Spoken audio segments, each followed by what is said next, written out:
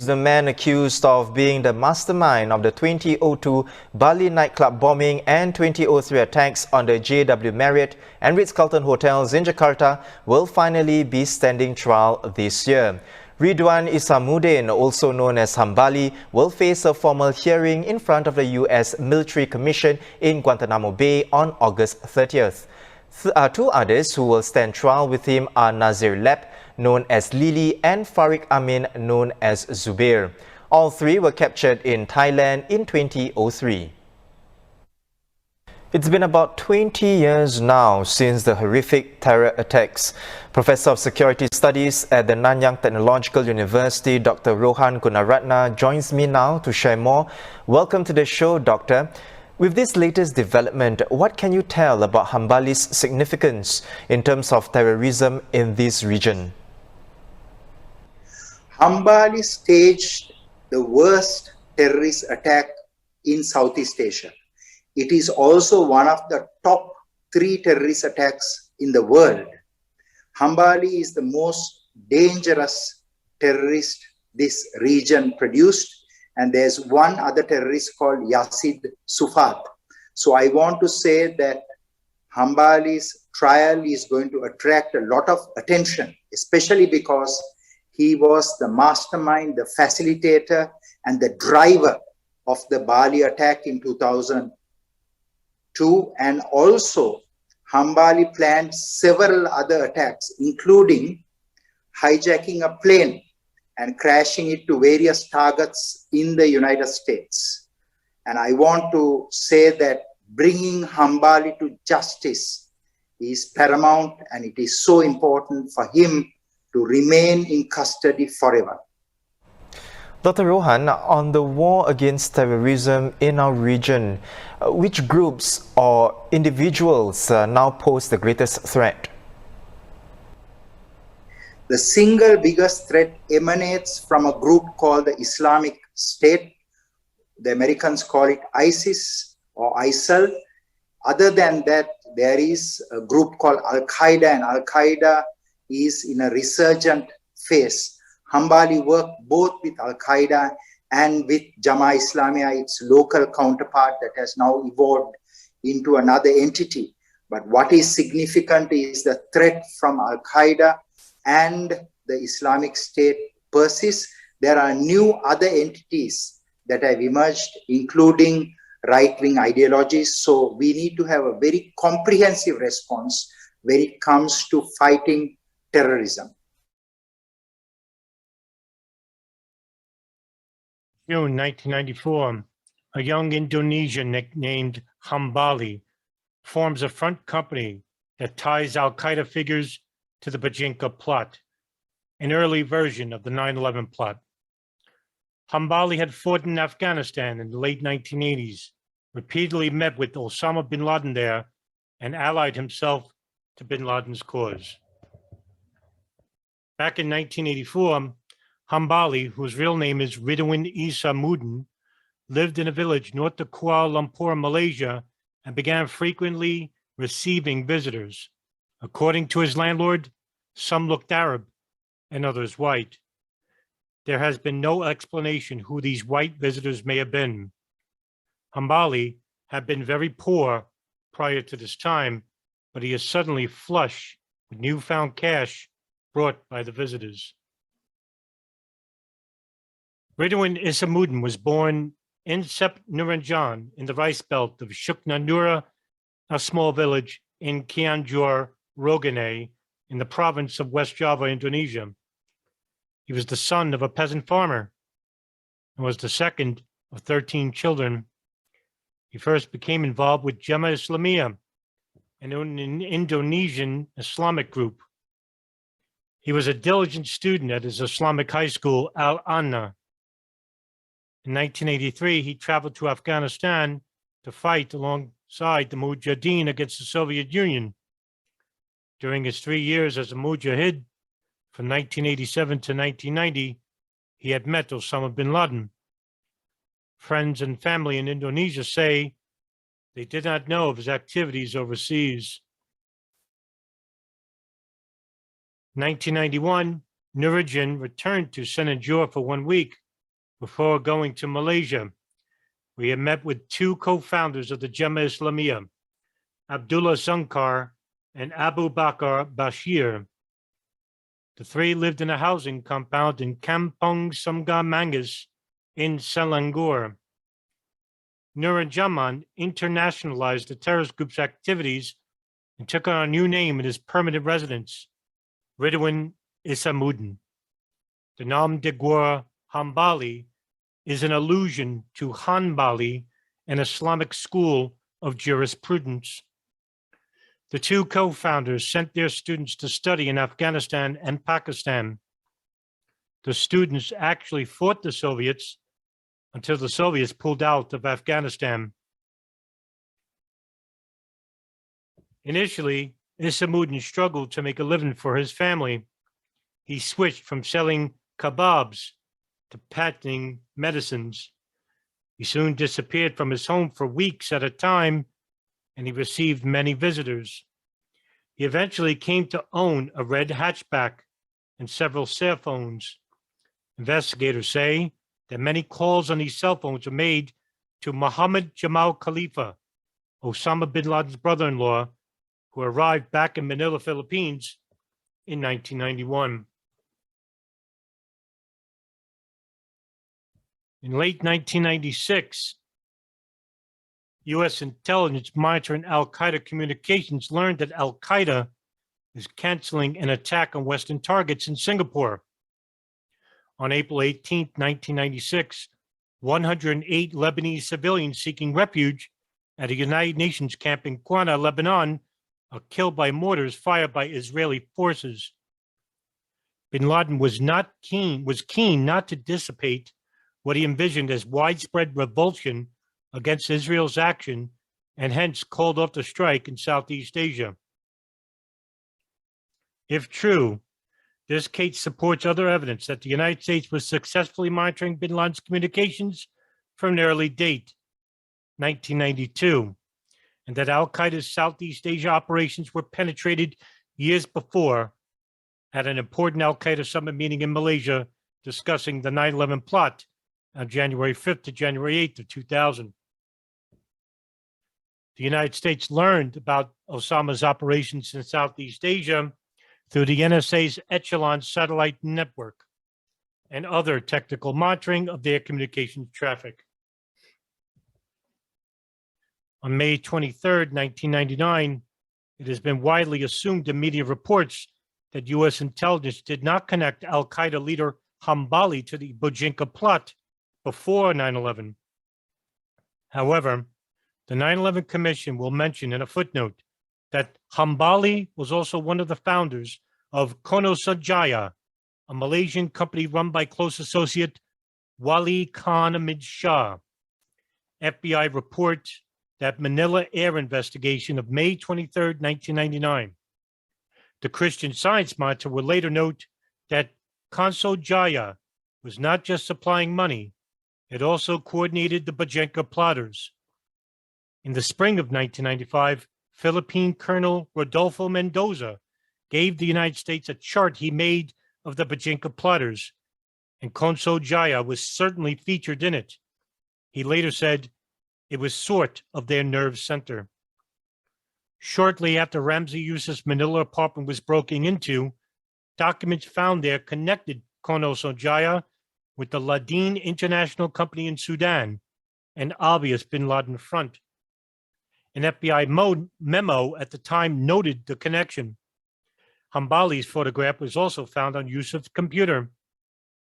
In 1996, the company's records were introduced as evidence in a public trial of some Bojinka plotters, and in 1998, Khalid Sheikh Mohammed was nearly caught in Brazil while using Konosajaya as his business cover. So it's not clear why it took the FBI 4 years to learn about Hambali, but that still means that they were aware of who he was prior to the January 2000 al-Qaeda summit meeting in Malaysia, attended by Hambali and 2 future 9/11 hijackers. But apparently, the connection will not be made. On December 31st of 1999, al-Qaeda leader Khalid bin Atash cases 4 flights to acquire basic information about how a hijacking might be conducted. Starting from Kuala Lumpur, Malaysia, he flies to Bangkok and then on to Hong Kong before returning to Malaysia via Bangkok. He will later tell a CIA interrogator that he took a box cutter on the plane, but that security did not notice it. While in Malaysia, he and fellow operative Abu Bara al-Tazizi initially stayed with Jemaah Islamiyah leader Hambali and at the Endolite clinic where Khalid receives a new prosthesis for his leg. Presumably, he shares what he learned at the al-Qaeda summit meeting in Malaysia, attended by 2 and even 3 9/11 hijackers.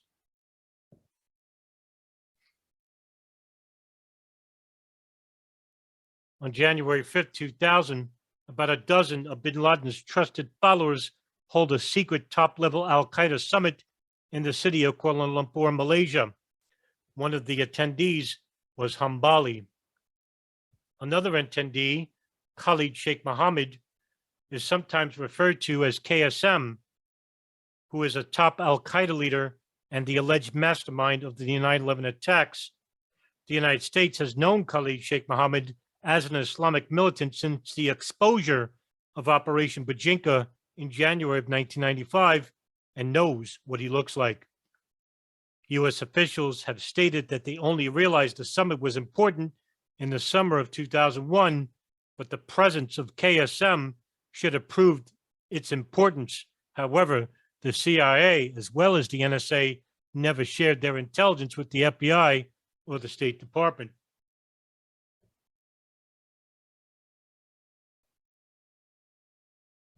Shortly after January 8th, the United States knows that Hambali has ties to the Bojinka plot of 1995, but apparently fails to share this information with Malaysian authorities, who therefore miss a chance to arrest him. In January of 2000, Malaysian intelligence monitored the meeting and end on January 8th when the meeting ends. Malaysian intelligence recognized Hambali and Yazid Sufat, a businessman from Indonesia with ties to Jemaah Islamiyah, from photos taken at the meeting, which are shared with the CIA and nobody else. Both are longtime residents in Malaysia.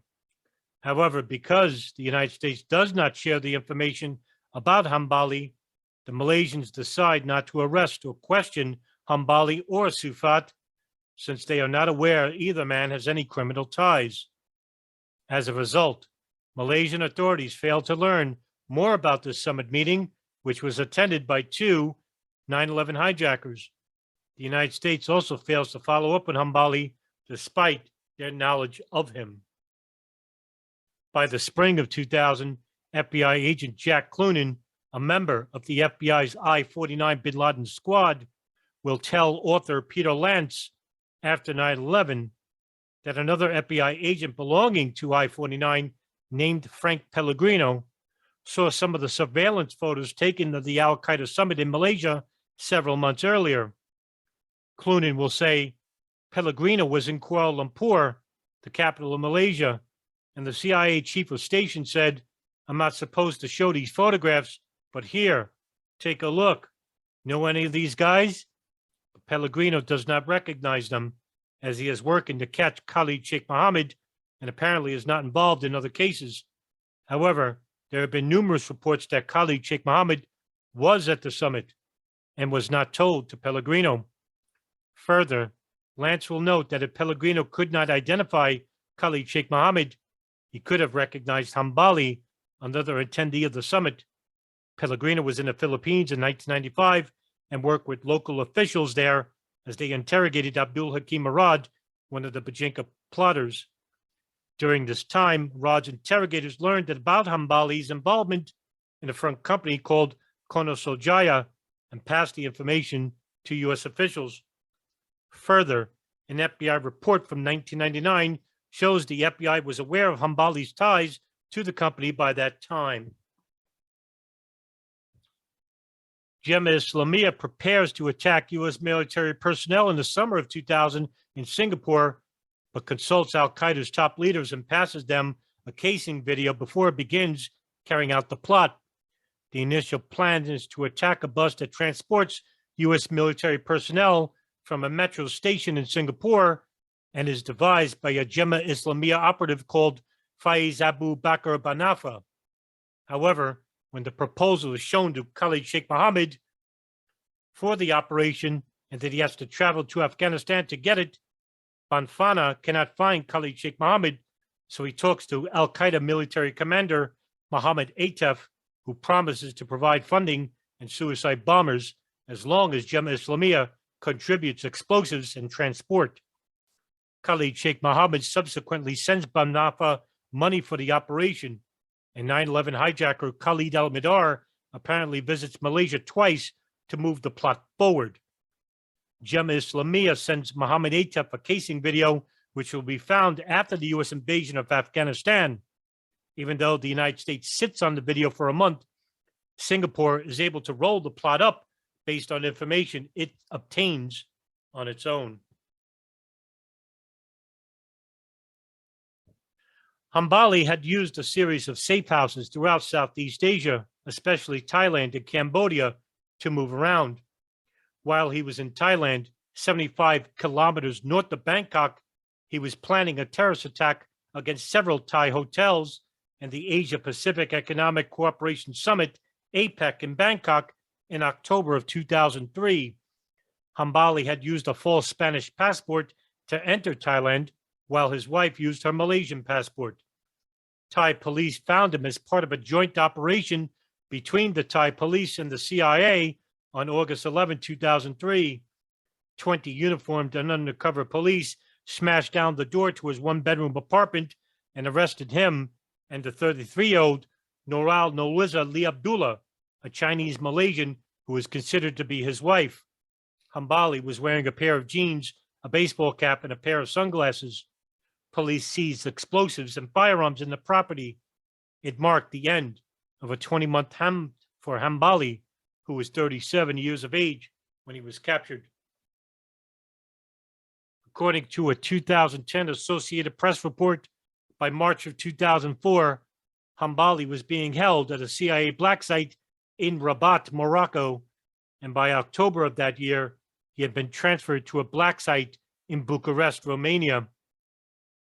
On September 6, 2006, U.S. President George W. Bush confirmed that Hambali was being held by the CIA and revealed that he had been transferred to Guantanamo Bay. His wife is currently in Malaysian custody. On September 8, 2008, Indonesia formally requested access to Hambali to ensure a fair trial. Hambali is also wanted in the Philippines for the transfer of explosives on Filipino soil in an attempt to transport them to Singapore.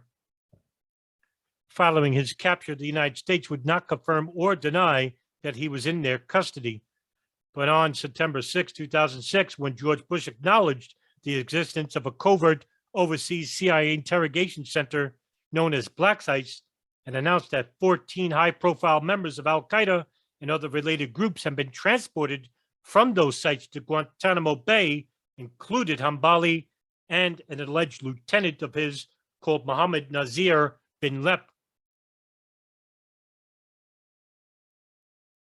But on August 11, 2003, the United States government subjected Hambali to almost 3 years of isolation, interrogation, and torture.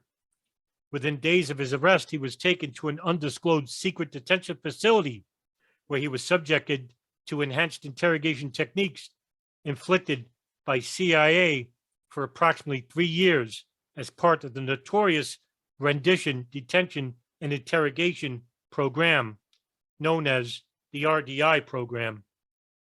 But a complete description of his torture as well as his locations in which it occurred remained classified by the U.S. government. Only limited amounts of information describing his torture have been released. First, from the International Committee of the Red Cross on the treatment of 14 high-value detainees in CIA custody dated February 2007, and later by the SSCI report in 2014. According to a 2014 Senate Intelligence Committee report, Hambali was told by an interrogator that he would never go to court. He was quoted as saying, "We can never let the world know what I have done to you."